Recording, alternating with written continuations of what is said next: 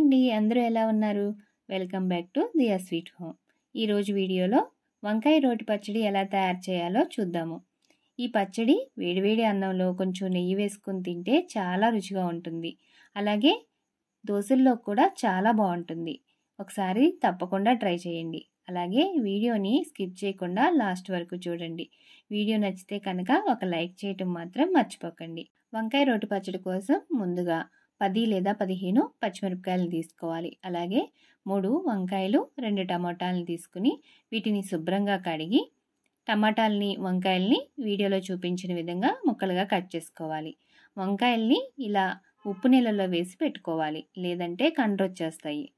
ఇప్పుడు స్టవ్ వెలిగించుకొని కడాయి పెట్టుకొని అందులోకి 1 టేబుల్ స్పూన్ ఆయిల్ వేసుకొని అందులో పచ్చిమిరపకాయలు వేసి ఒకసారి అలా కలుపుకొని అందులోనే వంకాయ ముక్కలు కూడా వేసుకొని ఇలా కలుపుకుంటూ వంకాయ ముక్కలు సాఫ్ట్గా మగ్గేంత వరకు వేయించుకోవాలి.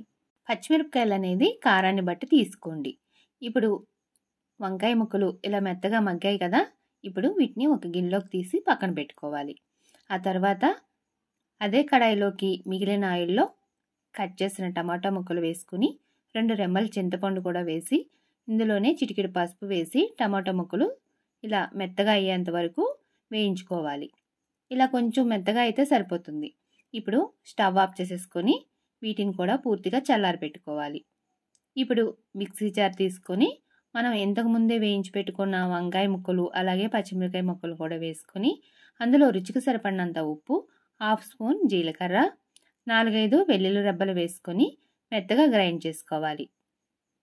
ఇలా గ్రైండ్ చేసుకున్న తర్వాత ఇప్పుడు ఇందులోకి టమాటా ముక్కలను కూడా వేసి గ్రైండ్ చేసుకోవాలి. టమాటా ముక్కలు వేసిన తర్వాత ఎక్కువసేపు గ్రైండ్ చేయకుండా ఇలా ఒక 2-3 సార్లు పల్స్లో తిప్పారంటే మనకి చక్కగా పచ్చడి అనేది రోట్లో చేసుకున్న విధంగా వస్తుంది. చూసారు కదా, ఈ విధంగా ఉంటే సరిపోతుంది. ఇప్పుడు ఈ పచ్చడిని ఒక గిన్నెలోకి తీసుకొని ఈ పచ్చడికి తాలింపు పెట్టుకోవాలి. తాలింపు కోసం స్టవ్ వెలిగించుకొని ఒక కడాయి పెట్టుకొని అందులో 2 టేబుల్ స్పూన్లు ఆయిల్ వేసుకోవాలి.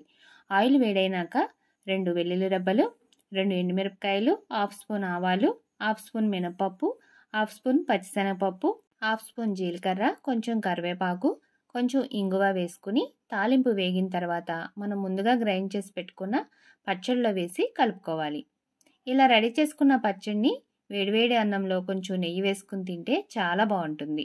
అలాగే దోశల్లో కూడా చాలా టేస్టీగా ఉంటుంది. మీరు తప్పకుండా ఒకసారి ట్రై చేసి మీకు నచ్చింది లేనిది నా కామెంట్ సెక్షన్లో తెలియచేయండి. అలాగే నా ఛానల్ని ఎవరైనా కొత్తగా చూస్తుంటే కనుక సబ్స్క్రైబ్ చేసుకొని పక్కనే ఉన్న బెల్ ఐకాన్ కూడా క్లిక్ చేస్తే నేను ఎప్పుడు వీడియో అప్లోడ్ చేసినా మీకు వెంటనే నోటిఫికేషన్ వస్తుంది. అలాగే ఈ వీడియో నచ్చితే కనుక ఒక లైక్ చేయడం మాత్రం మర్చిపోకండి. Thank you for watching.